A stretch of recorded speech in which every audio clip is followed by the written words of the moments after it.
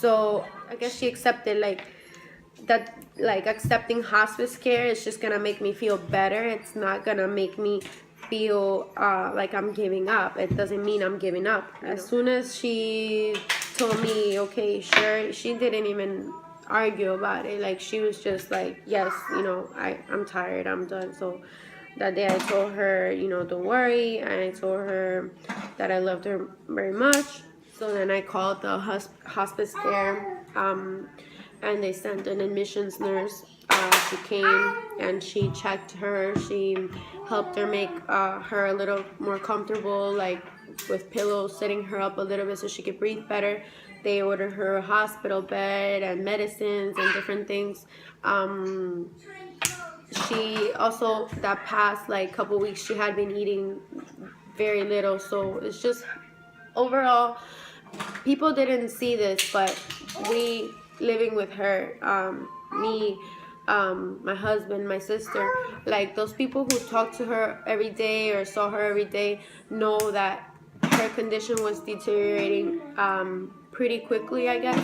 If she would eat this piece of waffle for breakfast was like already enough, and she would fill up, and she hadn't even been able to go to the bathroom for like a week. So it's just, I think overall, now that I think about it, her whole body was just shutting down, I guess. Checked her and everything. I asked the nurse, obviously not in front of my mom, but I told her that my grandparents were planning on coming to see her on Thursday following that, like that week following. But I told her, I asked her if she could, based on checking her, if she could tell me if that was soon enough or did it need to be sooner.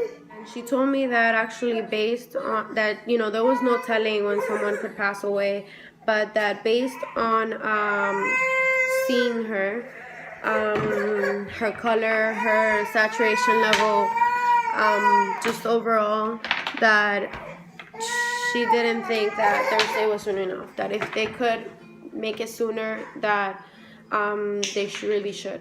So I talked to my aunt in Colombia who was taking care of that, and they switched the flight to Sunday.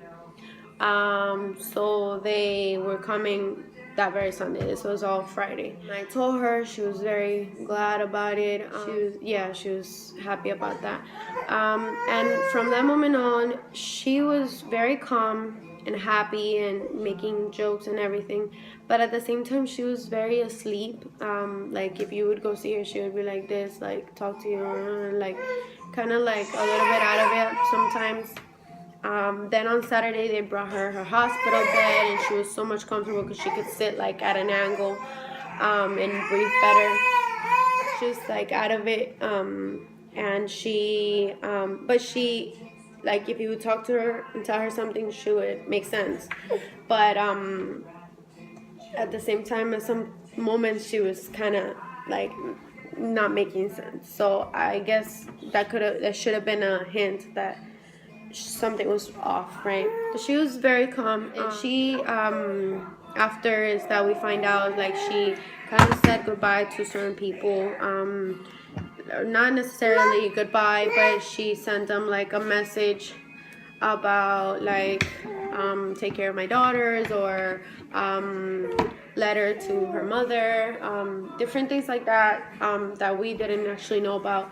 But I'm glad she did that, only with a few people. So I guess she was feeling prepared. She was calm about it. She had some friends visit her Friday. They talked to her about that, and about passing away. Just the conversation we all had was very nice, very soothing. And she was still making jokes. Then Sunday, I played the mass for her on the computer. She was kind of like listening to it more than watching it. And I stayed there with her. I sat there in the bed with her, while we listened to the mass. After that, a little bit later, a group of her friends came to the house, and they brought her communion, which was very important to her. And they also prayed the rosary, which was also very important for her. So I guess that was very nice that she was able to have that on Sunday. I also painted her toenails, which I usually would fix her toenails, but I hadn't been able to that week. Something kept happening every time I was gonna do it, and then all of a sudden, I was like, let me just fix them up real quick and put a nice color on it. I wanted to do that. I did notice on Sunday, usually she's cold. She was cold all the time. Always wanted 2 blankets or something, but Saturday and Sunday she wasn't cold anymore. She would take off the blanket and just lay with nothing, because if she wasn't cold, actually she was warm. It was good, because usually she was all like, I'm cold, put a blanket, my feet, I need socks, I need this. So she was, I guess, comfortable. So then I went and I did some chores and stuff, and she was very thirsty. She kept wanting ice, crushed ice she wanted or something. So I figured out finally, I put it in the blender, and it was kind of like a slushy ice with water, and she loved it. And I remember that I took it to her with, I also served it with agua de panela, which is Colombian drink that she liked, which has high calories. So I remember when I took it to her, and as I'm walking out of the room, I'm almost already out of the room, and she's like, thank you. And it was not I laughed, because I was like, she's so cute. She's just trying to make sure that she's extra nice. It was really cute when she did that. I was like, okay, you're welcome, Mom. So she was just being extra nice that day. And I remember I went and I washed a bunch of dishes I had to do, but I kept going over there and taking her water and ice and stuff she wanted. And she was very asleep, and that day she didn't even have that much pain medication. It wasn't because of the medication that she was so asleep. So, because she would be drinking water, I'll bring her water, and she'll be drinking it, and then she'll just stay and fall, kind of fall asleep drinking it. So that's why that night when Lena, when my sister was gonna come, I was going to tell her, I think she's getting really bad. I think this is happening soon. I didn't expect it to happen as soon as it did, but I did see it coming very soon. My sister didn't come that day. She was cleaning her house, because my grandparents and my aunt and uncle were coming. But she did get to spend on Saturday a couple hours by themselves, because I took one of her kids, and my dad had her other kid. So I could get a break. We went to this birthday party with and we took her other kids, so she stayed by herself with my mom, and they were able to just spend some time alone, which was nice, just how I got to spend time with her we both did. So that was good. So anyway, finally, I was finishing up in the kitchen. I finished doing what I needed to do there. And then I went to the room. I don't even remember if I went to check on her or if she called me or what. But I just know I ended up in her room, in the room, and my husband was giving the kids a bath, and he called, she started feeling very agitated in her breath, and she was just she said she had pain in her kidneys, is what she said. So I told her, okay, do you want me to give you pain medication? She said no. I'm like, what do you feel? Tell me, what do you want me? Because they had already brought her a kit of medicines and things to make her feel more comfortable for everything, for nausea, for pain, for anxiety, anything that she had the medication for it, because the point of the hospice was to make her feel more comfortable. So, but she kept telling me, she told me no, she didn't want anything, and she kept telling me, please, stay here. And I told her, it's okay, don't worry, you don't worry about anything, I'm staying right here. So I stayed there and I held her hand for a while, and I called the nurse to let them know that she wasn't feeling good at all. That her breath was very agitated, so they were sending someone as an emergency.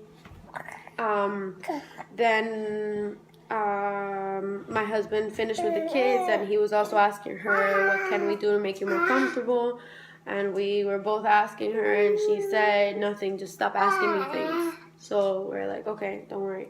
So finally she turned around towards like the wall, like on her side, and she got, I think that made her more comfortable. And she calmed down. She was still breathing very agitated, but she wasn't complaining about pain or anything anymore. She seemed calm, and I thought, oh, okay, good. You know, it's gonna pass. Stop. She's gonna be okay. And then at this moment, my sister is picking up my grandparents from the airport, and my aunt and my uncle, my aunt and my uncle, and so I'm thinking, okay, this is probably gonna happen tonight, you know, when they get here, or something like this is gonna happen. But it was like a matter of like minutes. My husband, he says he doesn't know why, or he just wanted to put like a song for her to come down. He put the first song that came to his mind, which was a song in Spanish. It's called Angels, and my mom loved that song very much. So he put that song, and as soon as the verse started, that says there's angels here in this place. At that moment, she was here, you know, breathing very heavily and holding on to like the rail of the bed like this, and she just looked up, like just straight up, and like I said, the past 2-3 days, her eyes had been like this. Like at that moment, her eyes were just open, like, you know, normal, like my eyes that are normal and healthy, okay, looking, you know. That's how all of a sudden her eyes were, and I just like, I was kind of like in shock. Like, I'm like, oh my God, what is she seeing, you know? And, but also at that moment I realized, okay, she's passing right at this moment. And, my husband had already put my daughter in the living room with like cartoons, so she would stay there. And he was holding Lucas, but Lucas was just calm, not like how he is right now. So, he was holding him, he was standing, no. He was standing right here next to me. Hola. He was standing next to me, and at that moment, like, I didn't want to see the moment that she passed. Like, I didn't want to have that image stuck in my head.